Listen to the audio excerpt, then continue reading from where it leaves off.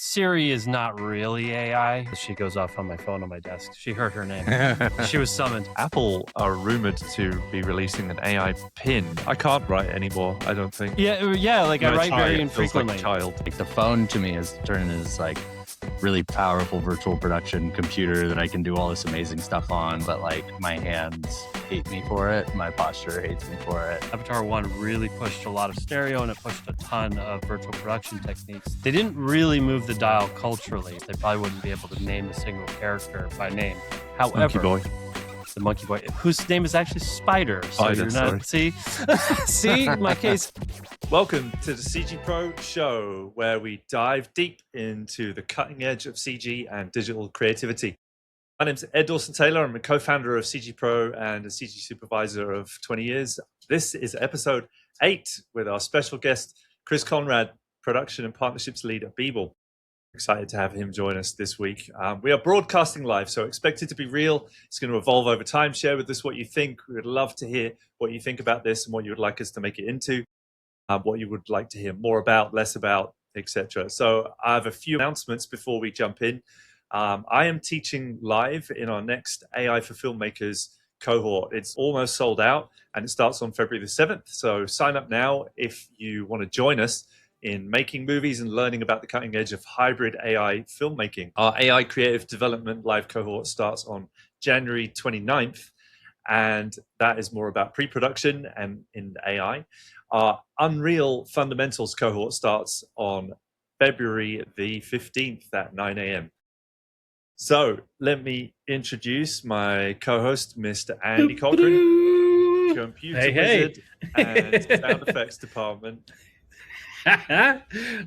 He's back. Yeah, I was like you. I missed the last episode due to some family illness, but I hope somebody filled in on the music. I'll be disappointed. Ben did such a great job. I commented several times about the fact your job might be in trouble in that department. He did a mean klaxon and foghorn, and yeah, it was pretty good. Just saying. Ask Ben for some tutorials. I will. I'll see him today. I'll ask him.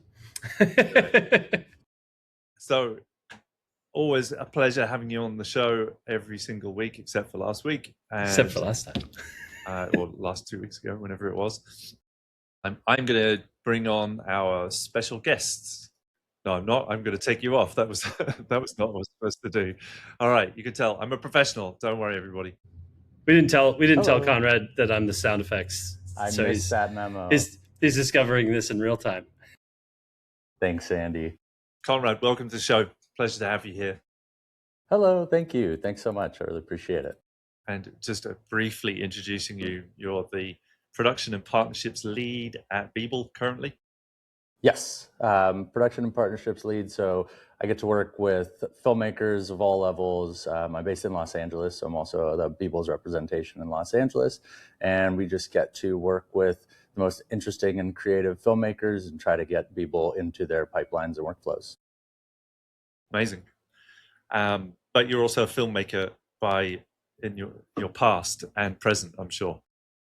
Yes, I came to be as a assistant director, worked on a lot of film and television in Los Angeles, and in 2020 started a company called Virtual Production Partners, where we were using virtual production tools for pre-production and planning, as opposed to just focusing on that final pixel. And over the last 5 years, I've got to work with a lot of technology companies who are building tools for filmmakers and try to be that bridge between, so that everybody's building for the needs that actually exist. Fantastic. Well, looking forward to getting into that a little bit. But first, our first segment of the show is... It's the first segment. It's coming up.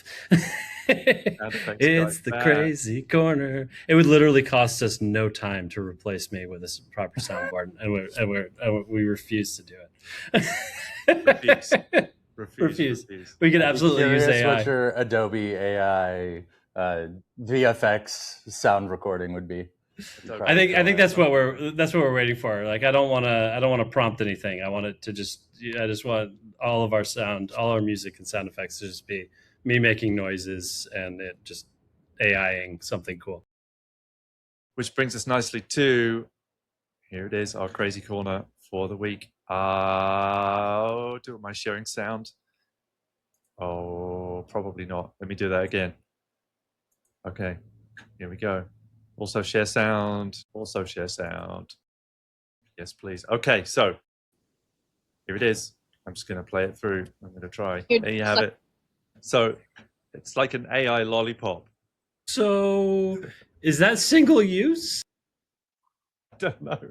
This Did is they? as far as I've got Did into they? it. Did they? Did they I don't just? think you're supposed to share them, if that's what you mean. No, not single user at a time. Single use as in, is that a $9 lollipop that then once you No. finish the lollipop is I think just a stick? I think, as far as I could tell, that it makes you could like it makes you taste different things based on the electronics. I think. I think it's bone. I think it's bone conduction audio. I think it's an MP3 player that plays one song. Oh, do you think that's what it is? Yeah, I think it's. I think. Didn't do my research well enough. Well, no. This is the point of the crazy corner. Is we're reacting to this in real time. This is the first time I've obviously seen this. I think that's a $9 single-use MP3 player. Maybe you can replace the lollipop and listen to the song again. But this seems like Big Plastic has gotten involved in this one. I'm going to put this deeply in the corner of those things that are being created for people, but do the people exist that actually want to bite on this musical lollipop? I do not know. Kind of like once, I would want to be like, oh yeah, okay, Ice Spice. I think there's more than one company making these things. As I'm googling, no, oh dear, yeah, this is like a segment. This is a market segment. Yes, it is now. Oh, Jesus. I don't know. I think we should. I think we should change the top. I thought it was taste. I thought it was like electronic taste, not just music. It's definitely weird for me if like you're trying to listen through your teeth and you have to like bite something the whole time you want to be listening. But yeah, I mean, can we rename Crazy Corner? Can we can this segment of the show be like Andy? No. Like the segment should be like, and this is why the world is ending. Our eminent doom brought to you by Akon. This is why more than the robot dog machine gun. Yes, and this week's example of why we're. This is why humanity is doomed to fail because I of this lollipop. I do have questions, but I don't. Yeah. Okay. Unfortunately, I don't think I have the answers, but I can tell you. No, they're not for you. They're not for you. You're just an innocent bystander in this mess. I mean, if $8, chaps your hide, then you can find a $5 hip hop music strawberry lollipop on Amazon. they play one song. That doesn't. Could you imagine if this was a Steve Jobs pitch? All right, so you're gonna pick your favorite song, not your favorite artist, your favorite song, and we're gonna sell you a lollipop. When you suck on the lollipop, you'll hear that song, but only till the lollipop's gone. That well, yeah. Then you gotta throw it away. Only while you bite. Only while you if bite. You release your bite, then the song stops. That's the part that I'm. Specifically, it only works if you do the one thing you're not supposed to do with a lollipop, which is bite it. Right. Perfect. Is that actually a lollipop on the end that runs out and then it's done? That's my other question. Is like it kind of looks like that's what it is anyway. This is the longest we've stayed on. I know. I was like, get this off the screen. Okay. I almost hit stop stream. You almost canceled the whole episode just over a lollipop. Okay. Give it up. Okay, we're back. Let's take a moment. Saved. Okay, so next segment. Here we go. It is our guest of the week. Guest of the week. Guest of the week is James Conrad. Oh, he dances. It's perfect. You got beats. What can I say? All Give right, me a Conrad, lollipop, we'll be all right. Yes, sorry, Beeble, professional. Hello. name and occupation. Yeah, so Conrad Curtis, as I said, I'm the production partnerships lead at Beble AI and the co-founder of Virtual Production Partners, where we're setting up the VPX lab, designing the studio of the future, which is all built on top of Beeble. Tell us one thing that is not on your LinkedIn that you think is cool about you. I'm like a hardcore flow junkie, wherever that might be, whether that's snowboarding or, yoga, whatever that might be. I just really love achieving these flow states. And when I can do it creatively, it's kind of the most fun. So that's flow as in flow state, not flow as in like doing spinning poi and fire. And No flow toys for me. No, that not like so much, but avatar, bendy knife thing or whatever that thing's called. yeah, Anyway, it would we'll be get to cool. Not my pastime. that. Copy that. What is your favorite guilty pleasure movie that you've seen 1,000 times? Guilty pleasure, not my favorite movie that I've seen 1,000 times, is definitely The Big Lebowski.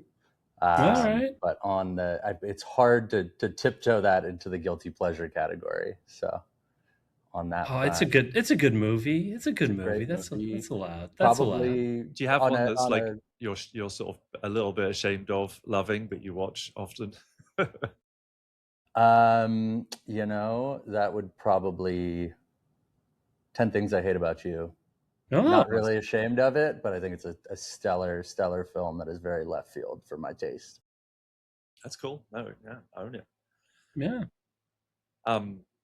What's the most fun project you've worked on? Okay, so I think that fun in filmmaking is a strange question because it's all like with this benchmark of relativity, right? But I think big picture, the most fun project that I ever got to work on was The Tragedy of Macbeth. Joel Cohen directed. Yeah. And we shot it. We were shooting it over COVID. So that part of it was a little anxiety producing and crazy. But the way that we got to make that film really inspired a lot of the work that I'm doing today.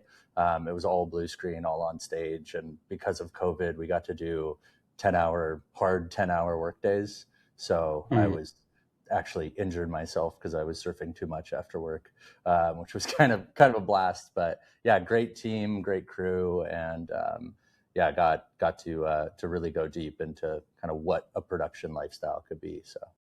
What was that? Was that in your AD days, or was that? Yeah. Awesome. So it was a very different experience, but it was really cool. And I got to work closely with Mike Bauman, who is one of our partners at our new studio. I was working a lot on kind of the emerging technologies, and he was nominated for an Oscar yesterday. So, good to be in the company of good people. But he was using technology and the art of filmmaking in a really innovative way. The way that he was using lighting was kind of never been done before. So it was, that's awesome. It was a blast. Can you tell us about the lighting?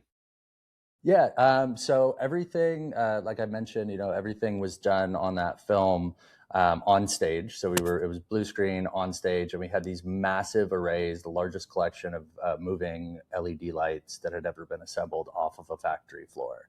So when you got onto the stage, it was very theatrical, but it was also really fast. They would spend an hour or so in the morning kind of understanding how the lighting rig really worked. And then there wasn't a lot of like setting up time with the lights. It was just, you'd see the DP walk out and he'd be like, okay, give me all of those and make them over here and take drop a 40 by muslin from the perms. And it was just like they were conducting the light, which was a pretty surreal experience. And then there might be one or two lights on the floor, but it let us move very effectively when we were moving through the day. So. When you say moving headlights, was it standard movie lights put onto moving heads, or was it actual theatrical live event? It was, so it was theatrical movers, but they were kind of designed for to be quiet enough to work on a soundstage. So you had all the flexibility of working with kind of that rock and roll light, theatrical light, but with the dynamics of working in a movie. And so the console programmers were able to work really efficiently and, make this experience feel something that was, this kind of flow-inducing production environment where you were really able to have a maximum degree of control. We also did a lot of interesting projection. So there was lots of little tricks, but it was kind of a big reminder that technology can be a storytelling tool, and it doesn't just have to be something that is flashy or fun. Which I think around 2020 there was a lot of losing sight of why we were making some of the choices we were making on the tools. So I really enjoyed getting to watch technologists work in a really creative and interesting way. That's awesome. Technology can be useful as well as just a gimmick. Yep. Lollipop, looking at you. Which is a great segue into our highlight segment for the week. So it is this week. We're talking about AI film tools, which might sound like every other week, but we're going to... I was going to say, this is our first week talking about AI at all. So, Conrad, you are in for a treat. We have never even looked at AI before today. No, it's brand new. Tell us, what is it? What is AI? What? Where did it come from? AI thing it snuck up out of nowhere. We are going to focus for a minute on, or the whole show, who knows. We do have some CG to talk about in a bit and show. But AI film tools, you're working in a really amazing company that's doing some pioneering work in AI film tools. So maybe you can take the lead here and tell us a little bit about Beeble and the stuff that you're doing at Beeble. Definitely. Yeah. So Beeble is a company that was founded by a team of AI researchers who were looking to innovate in the film space, but kind of in a different way. So what Beeble does is it allows you to extract PBR maps from 2D footage. So if you work in the CG side of things, you're really familiar with PBR materials, but they usually only come from CG assets. So what Beeble did was they trained their own foundation model on their own clean data set to extract PBR passes from 2D video. And I can show you guys some demos later on, but or you can show them now if you like. Yeah, screen share, awesome. screen share, screen share. Screen. That's why we call it a show. This is now we are here. Alrighty, let me pop up my screen and sharing. I don't need to share the audio for this bit. So let's share it. Cool. So Beeble is, let me find my video, 1 second. I am not brought onto the team for the AV tech. File management not yet. And AV not yet. tech. I am the assistant director in the room, so please forgive me. So this is a video clip that I've loaded. I'll show the clip in just a moment, but it was shot on green screen on a Sony Burano, I believe. And we ingested the media and it generated these PBR passes. So we have the normal pass, the base color, the roughness, the specular, metallic, depth, and albedo. I can't in here, but what I can do is I can open up our folder here. So first I'll just pop open the MP4 so you can see this was our source video. So not the world's greatest clip, but this was a raw video that was shot on a green screen of a gentleman on a phone, Mr. Steve Beble, virtual production extraordinaire. And you're able to generate these different passes. So I'm going to just go into the PNG passes. The first one that I want to point out is the base color pass. So this is an albedo pass of the video. Oh, nice. Yeah, so we get a delit version of the video. I'm just going to pop this open actually inside of the editor so we can see it in here. So this is the Beeble platform showing you the layers that it's kind of ripped out of the original. Exactly. So this is the Beeble editor. This is Beeble Studio, which is running on my desktop. And I'm able to import video and process that video, or I'm able to set up a shot using process video. So I'm just going to open up this shot that I built earlier, and I can share on the left side here. We have our scene graph. Pretty standard scene graph. This is our source clip. And from that source clip, we have generate a alpha map. this is an AI roto. This is not based on that green screen, but if you wanted to point it to that green screen, you are able to do that. The base color is here. So this is a delit albedo pass. And then the most significant pass that we're working with right now is the normal pass. And so these normals are basically what lets the computer see in 3D and understand what direction a surface is facing in the scene. So I'm using some pretty beefy PNG image sequences in here, so it's running a little bit slower with the stream. But as you can see, there's a ton of detail in all of the little dimples and ruffles on the shirt.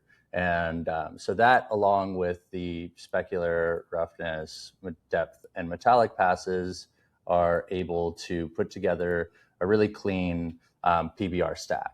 And then with that PBR stack, we can then add a light. So I'll just add a new point light into the scene, and we can move that point light from side to side, and it's actually going to be giving that information as if we were in 3D. So I'll just come here for Mr. Steve on the phone, and you can see the detail in, especially if you look into the shirt, it's really easy to understand like where the actual path tracing of the light in relationship to the scene. But if you pop it open into 3D, then you can go, I'll just go here. Thank you for bearing with I learned Blender like 3 years ago, and now I'm desperately clinging to be a CG professional. But so you could see here that this light is actually going to be moving behind the subject. And the reason why we don't have the preview up right now is because I actually have this running inside of a Gaussian splat that I captured with an Xgrids device. So this is going to take a second to boot up here, but bam, we're inside of a pretty massive Xgrid scan. So right now we don't have preview of the PLY and the video footage in the same plate, but what we can do is pop open here. We can add an HDRI environment light into the scene, and then we're looking pretty close. So this is like the quick and dirty version of using Beeble inside of the editor. And if we wanted to just pop out for a brief moment, we can see, yeah, exactly how these different lights work in the scene. But more importantly than this, we're able to actually download these different passes into our VFX tools of choice. So whether that's Blender, Unreal Engine, Nuke, there's a After Effects plugin on the way. There are Resolve plugins being talked about. So we really want to be able to bring these PBR passes to wherever a creative professional will be working. And if I could, I just wanted to run a quick little opening of Alex Hanneman's Compositing Academy, so you can see how he was using the Beeble passes in Nuke, because that's kind of the biggest new iteration. Yeah. And here we go. So it's pretty incredible to me what you're able to do inside of your bedroom, right? Yeah. So we can so see talk us there. through it. So that's a light in Beeble being added. Yes. So let me pull back and we'll just step through here. I'm guessing that the audio is not coming through. No, it's okay. Very good. So yeah, so this was the original plate that he processed through Beeble, and then brought that into Nuke, where he was able to do this final composite. And the final composite has all of this reflective detail that's coming actually from the source footage here. So what you're getting is using the different PBR passes, he's able to stack inside of Nuke and understand how to make reflections function in the spaces where the reflections are actually going to be coming from. So for instance, understanding the actual surface of the glasses for example, where it is shiny and reflective. And in these normal passes, we're able to understand exactly what direction the light is coming from, so that this 2D asset is now able to function as a 3D element inside of the scene. That interactive lighting reflecting off the helmet is really really slick. That absolutely sells this. Yeah, and his tutorials are amazing, and he reached out. I mean, it's been really exciting to see what the community is reaching out and sharing, just on being able to, know that people are using this in the workflow, asking for, how to integrate it into the actual tools that they want to use, like Nuke. And the Nuke plugin was built in collaboration with, the community, and the community was able to come in and say, this is how we want to work, and this is how we might be able to bring, these PBR passes a little bit more integrated. So we're working with a lot of different filmmakers right now who are coming from all sorts of corners of the world, who have tools and tips and techniques that they want to see implemented in the software. And one of my favorite things about working with the team is how willing they are to collaborate and communicate with the community. So the next clip I'm going to show you is just from the end of the Nuke plugin tutorial from Beeble, but it shows how you can do a muzzle flash with, which is like such a common VFX element that traditionally is not going to be taking these normals into consideration. So I'm just going to show the end with the dynamic lighting portion. So I do not use Nuke, but we built some custom lights inside of Nuke. So you're actually using a Beeble light to light your scene. And as you can see here, it's getting, all the way back to the inside of the ear. You're actually seeing the muzzle flash in evidence. Everything's perspective correct coming from, and it's animated to the source video clip. So instead of doing a lot of iterative work on, fine tuning the details of something, you can actually just let the scene speak for itself and drive a lot of the integration, which, it's cool. would probably take some longer time. You can do the work basically where you want to be doing it, which is in comp. That's a lot of what we're seeing, I think, across the AI film tools spectrum, is seeing the integration and the integration of it into tools that people already use, they're already comfortable in, they already want to use. Can you use it from the front end in Nuke, like take a clip that you've got and run it and do the like splitting inside Nuke? No, so the processing all happens either on the desktop Beeble Studio or in the cloud and the Beeble Cloud. So they're two separate products, and the Beeble Cloud runs online. It's relatively fast. It's limited at 2K.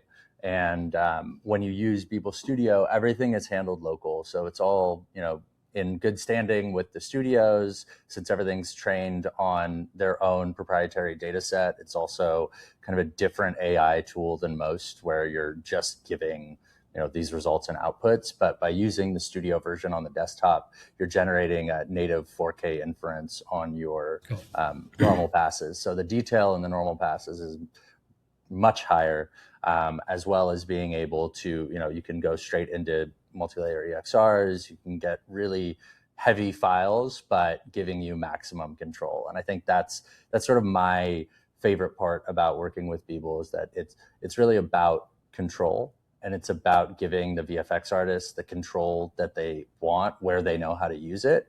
And it's not trying to do anything for you, right? It's just saying, let's just take this asset that you would be working with and make that asset available in the way that you want to work with it. Right, as if it had been a CG asset and you've got those passes out of a renderer, but extracting it or generating it from raw footage. And it works with high bit depth and different color spaces. Yeah, so they have ACES now supported. The bit depth sort of is in the conversation. I know that we're generating 16-bit EXR depth maps, which when you start pulling these things into other softwares, like you can kind of see you'll have an MP4 versus the image sequence, and on that image sequence, that bit depth is a big difference between the 16-bit and the 8-bit depth maps, for sure. For sure. As soon as you start crunching it, you get banding, and you want that there for sure. That's great. Well, very cool. There's lots of AI film tools that we can talk about. Really cool to see what you guys are up to at Beeble. In our next segment, we're going to be talking about some more of those AI film tools. Yeah, I Because think we were lying. one other beat that I just want to say is that, on the AI film tool front, Beeble is really fortunate to be working, at the apex of creative control, right? And one of the things we're starting to explore now, and I can't talk too much about it, but I've been given permission to announce that we are, leaning into using our expanded range of PBR passes as control nets to start diving into the generative space in a much more, again, just trying to give the creative community the controls where they want to use it. And that's been my biggest frustration with most AI tools, is like maintaining control and maintaining vision as a filmmaker. We're going to be doing some pretty exciting stuff, and I can't wait to share it when we're ready to launch. Awesome. Great. That'll be great. Yeah. Well, hopefully we can have you back on when that's all out, or at the very least, we can talk about it. So yeah, excited to see it for sure. Everybody wants that generative. Everybody wants the control in it, and that's the part that is really the cutting edge of that work. So it's great to see. We'll flip into our news of the week, and feel free to chime in on this section. First up, with no sound effects from Andy. I was waiting for a little gap there. Normally it's me vamping while you rearrange screens and bring up screen shares. It's news of the week. Here comes Ed with a screen share. News of the week. I actually don't have a screen share for this one, but I'll try and get one. First up in news for the week, we've got the Oscar VFX nominations are in, and those movies are Avatar: Fire and Ash, F1, Jurassic World Rebirth, The Lost Bus, and Sinners. And I've seen at least 3 of those. I had not heard of The Lost Bus. That was the one in the list that I was unaware of. That was me too. A new one to me. So heavily advertised on my streaming, but is it really? I guess I got to dive in. Your algorithm. A really awesome application of virtual production, though. I mean, it's pretty solid. Yeah, set on a bus, but really exciting. Oh, wait a second. Is that the one with the fire with the kids? I believe so. It's the forest fire in Northern California, where they saved a bunch of kids from the fire, I think. Okay, I lied. I did hear about it. I just didn't see it. Paradise. That was about Paradise. The Paradise Fire. Yeah, it was like some people evacuated a whole bunch of kids on a bus. Okay, I'm back on board. There's some pretty wide variety there. Like, that's not just kind of like I don't know, CG dragons versus CG dinosaurs. Who did lizard skin better this year? Like, it is a pretty widespread. There's definitely some CG dinosaurs in there, and there are. I mean, every year you got to have CG dinosaurs and some flying blue people.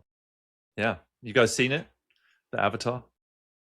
I haven't yet. I need to get to it in the theater. It breaks my heart. I haven't done it. Do it. Yeah, it's been a busy.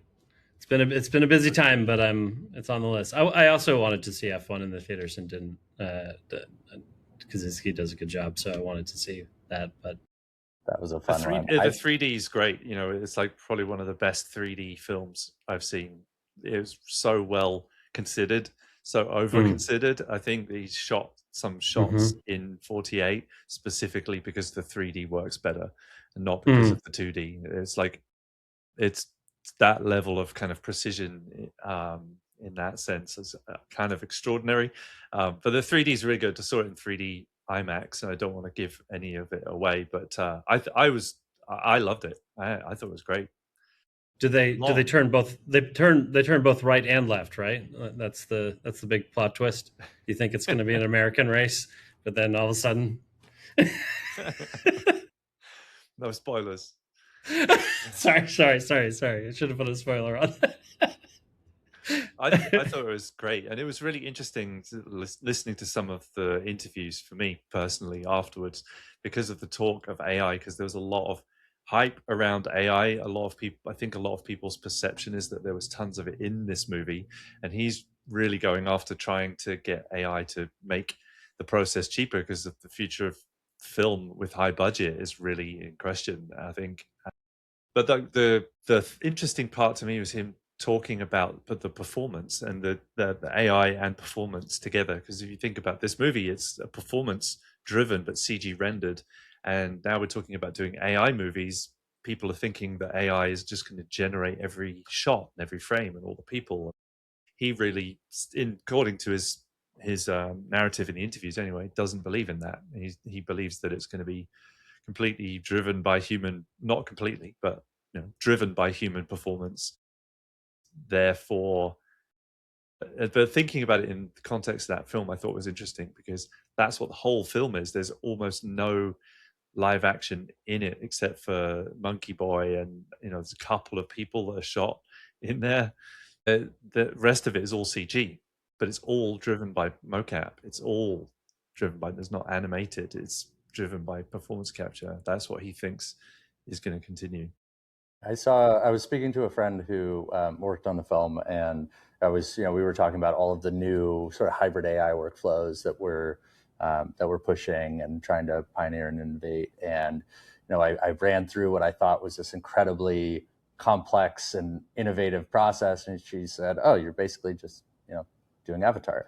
It's much more smaller and contained and tame version, but when you're stacking all of these performance capture techniques and trying to sort of decouple necessarily that one beat from take one that you can implement in take 7, and really try to use the filmmaking craft as the entire performance capture." But she was pretty excited to share some small little minor details of things that were simple. Like everybody thinks of this giant gargantuan film that's taking all of these budgetary resources and all this stuff, but like a lot of the techniques, things that the actors might have been interacting with on the day, like folding chairs and steel pipe, like it wasn't crazy complicated to get the performance where it needed to be. And that was the most inspiring part of the conversation for me, was really being able to dive into like, wow, this is much more attainable than it was when he started the process, right? But the process hasn't changed, and the process is what's really exciting to me. It is really, the Avatar series, I think, is going to go down as this like really interesting thing that happened in our career, or not our career, in our industry, where they didn't really move the dial culturally, right? Nobody dresses up, as Avatar characters. If you ask anyone on the street to name their top 2 favorite characters from the Avatar series, they probably wouldn't be able to name a single character by name. However, the Monkey Boy, whose name is actually Spider. So you're not see my case. My point is made. But the thing that's fascinating about it is that you look at the top 5, top 10 films of all time, they're all on there. This one's made like 1.3 billion. Other one made something like 1.8 billion. So they're like the top grossing movies of all time, which, if money is your metric, they are the most successful films of all time. Very little cultural impact. Nobody quotes Avatar, really, like I said, dresses up as the characters. But then they move the industry forward as well. Avatar 1 really pushed a lot of stereo, and it pushed a ton of virtual production techniques that are now cheap, easy on your phone even. It sort of started the march expensively towards democratized and more distributed and cheaper and easier and faster and better.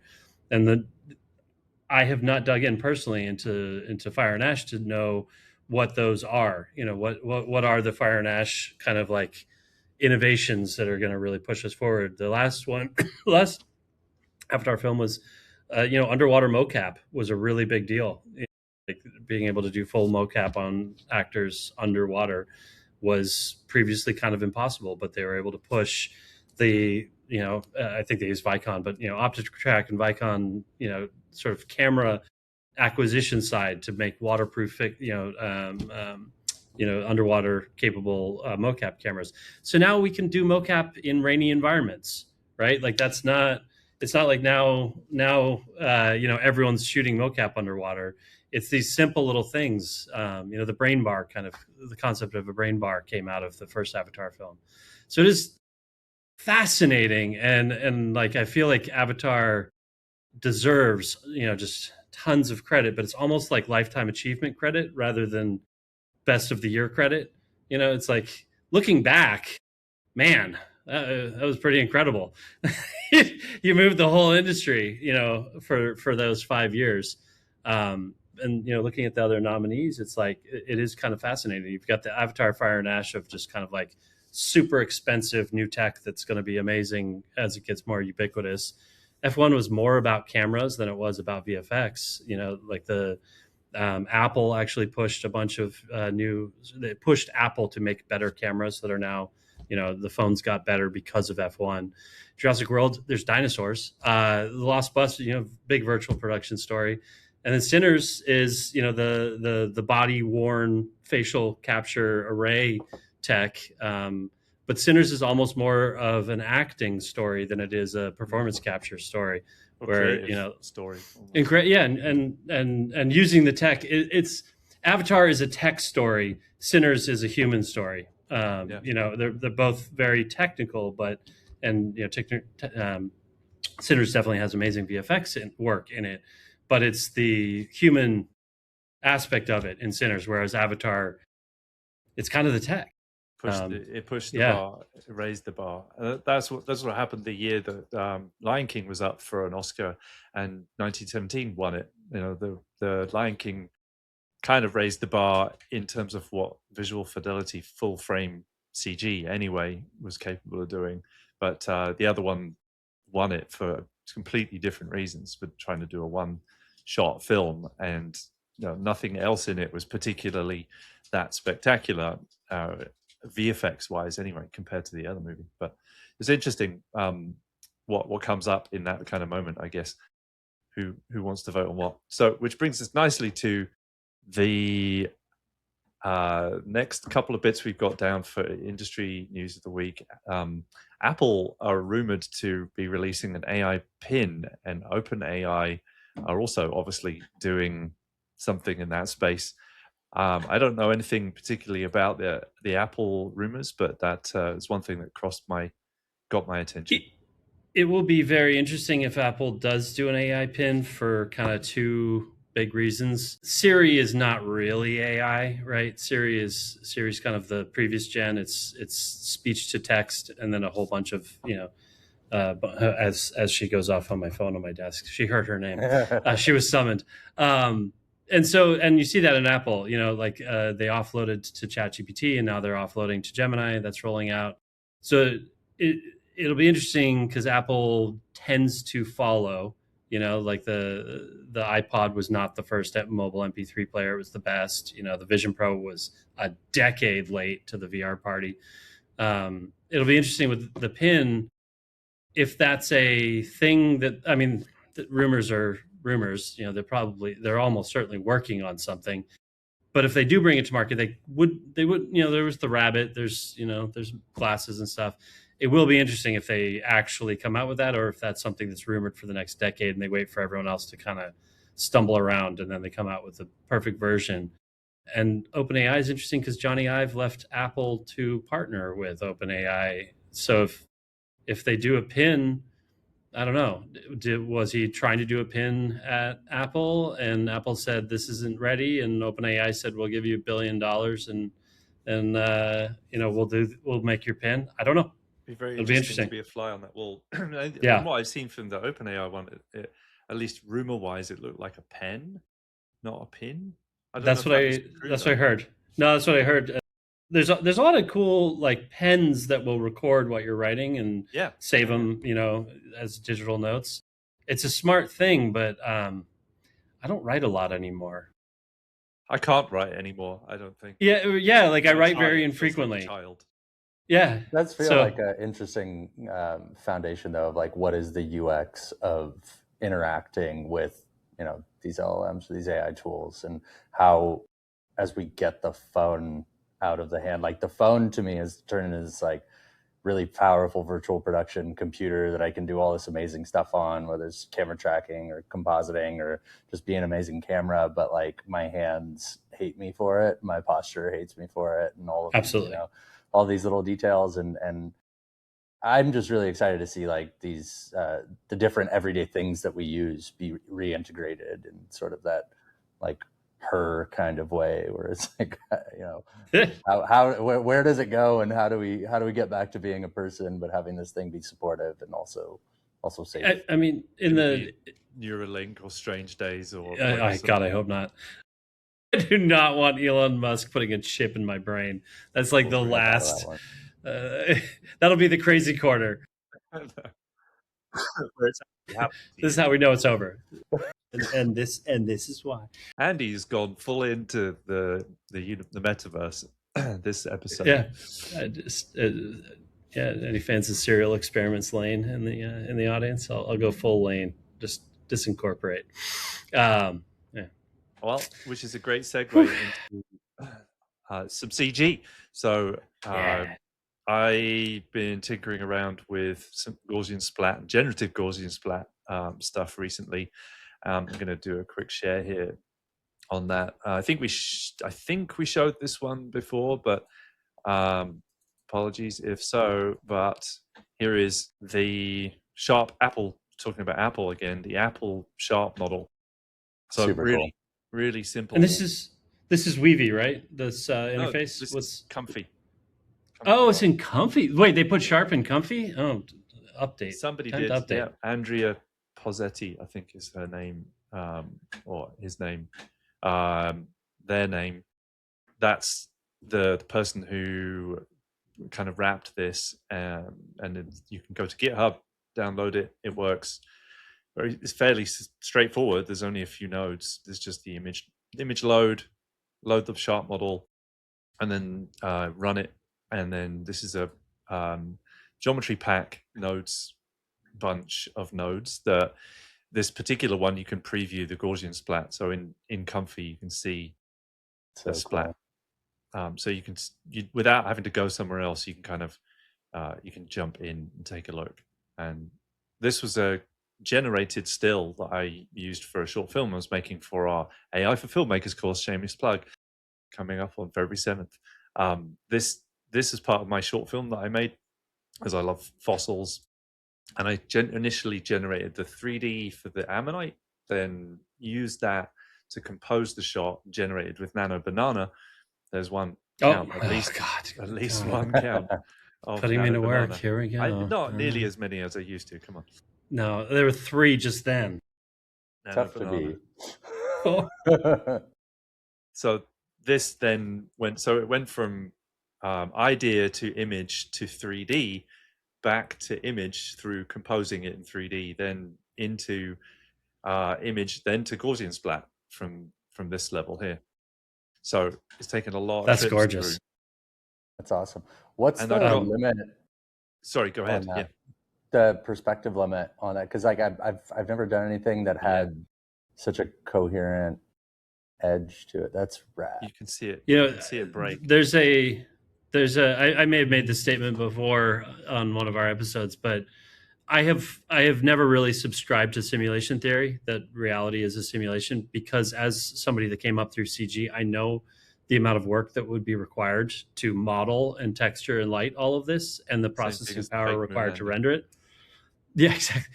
Gaussian Splat, nerfs first, but Gaussian Splats now have really convinced me that there are paths to capturing and compressing the world at an astronomical level. Are you live right now? This is not a video you're playing back. This is you just zooming in. Yeah, I firmly believe that we are going to work towards a future in which most capture devices, call them cameras, and most post-production pipelines, be it CG, live action, whatever, are going to have splats at their core. And like the future that we thought voxels were going to be, of just 3D pixels, I think it's splats. I firmly believe that. And it's not just the fidelity, it's the performance and the file size, and just everything about them is so astounding. And the ability to do stuff like this, to stabilize shots, to reframe shots, to relight shots, it's all, I think we're going away from pixels. I think we're not going to voxels. We're going to splats. Like, I think everything's going to be splats. No. We can invent Well, something new. pulled too to So- Avatar, like the depth comp, I think was something that was like really innovative in the Avatar pipeline, using that depth compositing, and like that is such a cool and undervalued part of the Splat pipeline as well.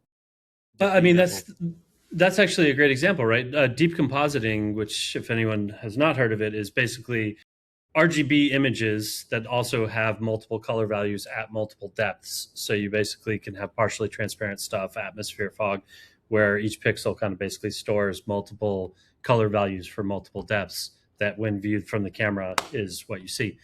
Awesome. Very cool. The file size of those has traditionally been so cumbersome and expensive in time, in machine hours, in human time, in hard drive space, in network infrastructure.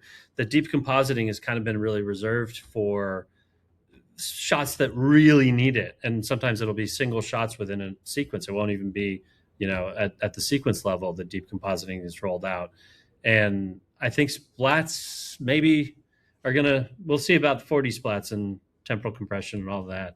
But I think there's a path to the dream of deep compositing in splats. I've seen people vibe coding their own wrapper for this thing as well, which will basically run this in batch. So you just strip out your frames from your video and then create PLY sequence for your Gaussian splat, and it looks good. I wanted to share quickly as well because GSOPS, which is a plugin for Houdini, is now working in Houdini 21. So this is that same splat, but viewed in Houdini. And obviously bringing it into Houdini, you then got all the crazy things that Houdini 21's got in it, with all the Copernicus tools, being able to use this, strip out the foreground object, grab those points basically, because they're just points ultimately, and be able to do some compositing. And from that perspective, I think it starts to get pretty interesting. So I wanted to share that. Huge props to the GSOPS folks because they're doing great work. CG Nomads, go check them out and download. It's pretty easy to install, and I think it's a really great place to to play with Gaussian splat data, because what it ultimately is a point cloud just without the blur. That's what it is. And essentially within here, you can you have access to all the stuff. There it is. That's what a Gaussian splat looks like under the hood. The spherical harmonics, the points, the colors, etc. So it's a very natural place for it to work. And you can you can path trace. You can do shallow depth of field. You can use it to light. You can do all kinds of fun stuff. In 21, they're actually in Houdini. They're native in Houdini 21. So you can, in Karma XP, you can render them out and it renders it like this. The viewport, you need GSOPS, but in the XPU, you can render it looking like this. You can do a whole bunch of stuff to it. So I sent you a link to open on Instagram. Somebody ran still frames from Blade Runner into this, and it's really cool to see sort of cinematic lighting. It's not just sort of like AI generated or like cell phone captured stuff. The smoke is interesting because it's on her face. This one I thought was really great. Obviously they're pushing it a little too far, coming too far off the side, but there's something fascinating about this as like as a format, as a way of exploring media. That's super cool. And it's just still frames, free. It's wild. I was just shocked by how fast Sharp runs. Like when running it locally on a MacBook Pro, is just like, well, now it's so fast. Now that it's in Comfy UI, it's over. I'm just going to start batching stuff and just see what I get. I mean, this Nautilus is such a cool. How much wider is the original? Did Apple, because I'm noticing it's really pushed out to the edges, like it's really out there. Did it hallucinate stuff into the edges there to give better coverage? Your mic's off. We lost Ed. No, we've got Ed's picture. Double but not Ed's muted. sound. I was Double coughing mute. in the background. Didn't want to subject There you anyone go. to it. So it seems to do some behind splats. Yeah, although, like some not infill. like not like Not you know, if you've perfect. looked at- no, I mean you can see definitely if you go around the side there where it doesn't have stuff, but it seems to have some. And then you look at Marble, World Labs tool, or Spatial AI, some of the other things that will do it from imagery or text even.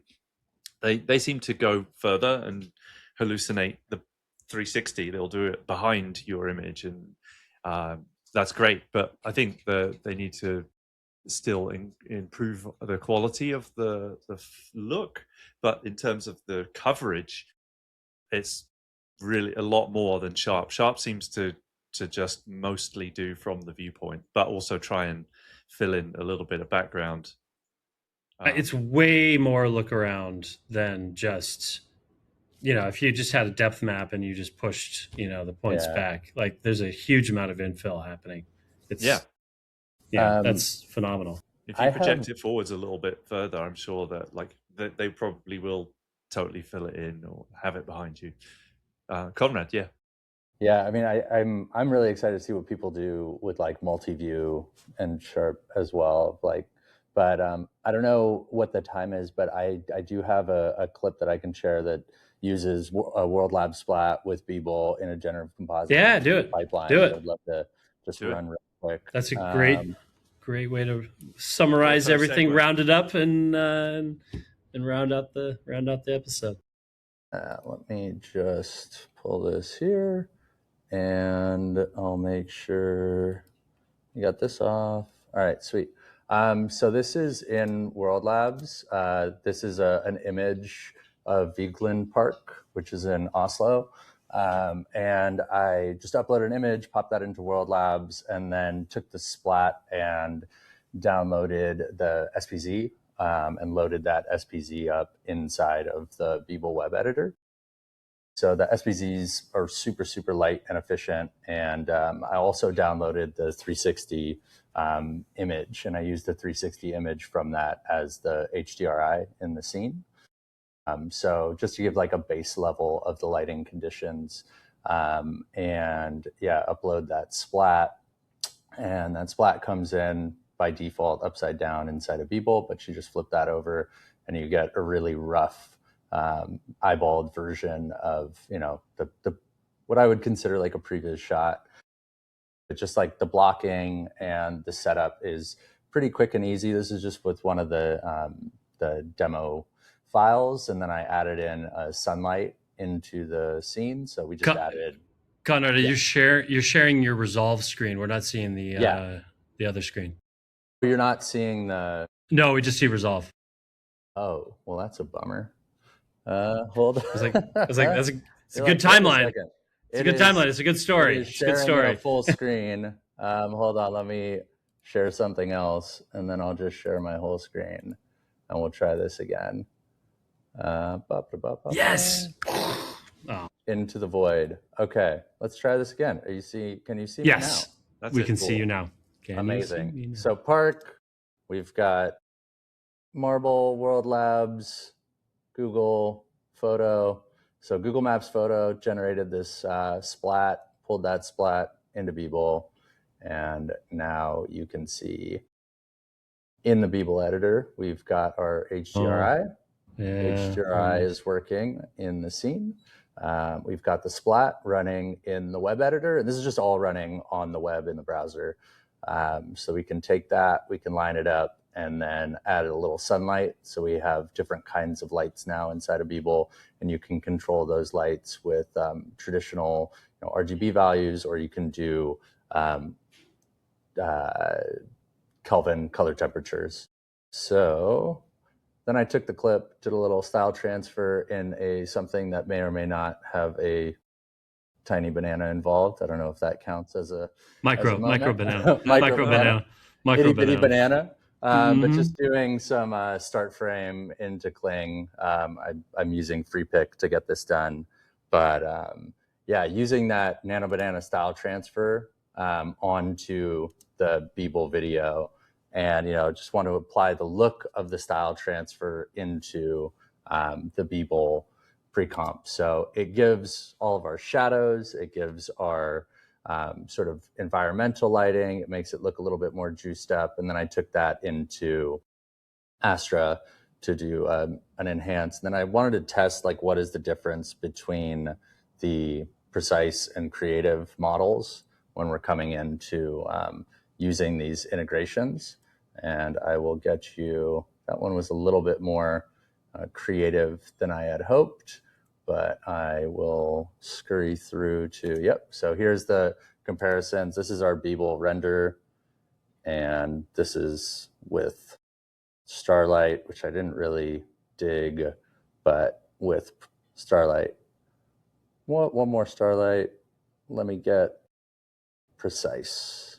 Yeah. So this is, compared to the original video that was just quickly thrown together inside of the Beeble editor, we can get something that if you were blocking out a shot or a sequence and you just wanted to get an idea, if you're storyboarding or prevising or prototyping, that you can, get through this pipeline real fast. I think you just did a world tour in 2 minutes of like the entire generative AI ecosystem in one shot of just every possible tool, how they work together.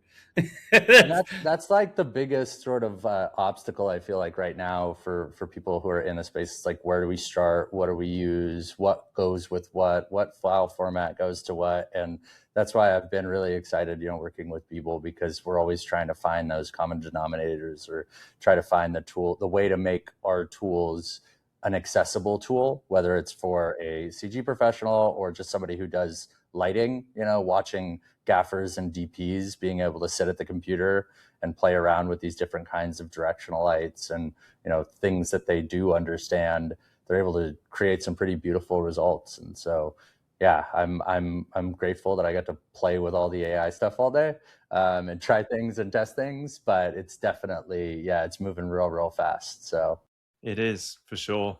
And we have a solution if you do want to keep up to date with all the AI stuff. We have our AI for Filmmakers course on February the 7th. So I'm going to chuck that in there again. That is what we are here for, is to help people keep up with that cutting edge. We have a bunch more that we wanted to show. There's some crazy, amazing advances that are happening in CG and AI and the intersection between the two, which is where I'm particularly really interested. I think all of us are as kind of CG professionals. But just a quick shout out to some of them. There was great advances in Kling and Kling 01. Some of those are overtaking my VO generations in certain cases. And LTX have made huge strides in video to video. Huge. Enormous. We had the Comfy UI meetup, and shout out to AI LA for doing great AI meetups. The Comfy UI meetup I went to this week had Phil from the Comfy channel on there showing how he's training the LTX model, retraining it, because it's open weights, so you can retrain it if you want, if you happen to have a good graphics card like he does. So really cool stuff coming from there. We had a new GPU flip sim solver, HydroFX, and Meshi and Trellis and Hunyuan 3.1 are doing crazy things in terms of 3D generation. That's been my career mostly, like watching that just get munched by AI is in some cases very exciting, and in other cases just like, okay, what do we do now? And I'm personally very excited by it, because a lot of the very time-consuming things that are represented in there stop you from doing what I just did, which is make a really cool little short film that I cared about and I loved and actually got it done. And I haven't done that for years because it takes a really long time to do a lot of this stuff. But yeah, we had a few questions that came in. If we have a few more minutes to go back over that, and then we're going to give next show, we're going to give some proper time to LTX2 because it deserves it, and we'll also go through a little bit more of the 3D Hunyuan, Trellis, Meshi, etc. But a couple of questions that came up here from the audience. One person says, Is it the credits/coins idea for exports? Any limitations on the free web version? I'm not sure. These are Beeble For Beeble? questions. Yeah, That's a these are. Beeble one, right? Yeah, it's do you have credits coins for exports, and what limitations So are you there have on the free web credits version? on processing. So you can export as many different versions as you want, but you do spend credits to process. And then the local studio version is all you can eat, with that. We got, how about continuity between multiple shots? Will the muzzle flash match all shots of that character with that gun from all angles? Character consistency and scene consistency. Particularly with the muzzle flash, that's something that's just sampling the video itself. So as long as the video is consistent, that muzzle flash will be as well consistent. But yeah, we're actively talking all the time about, since visual effects is traditionally such a shot by shot process, like how do we dive into these things from more of a timeline perspective, or looking at it more like a color session to really understand how these are going from shot to shot. So I would say keep an eye on the horizon, but it's definitely something that, we talk about all the time.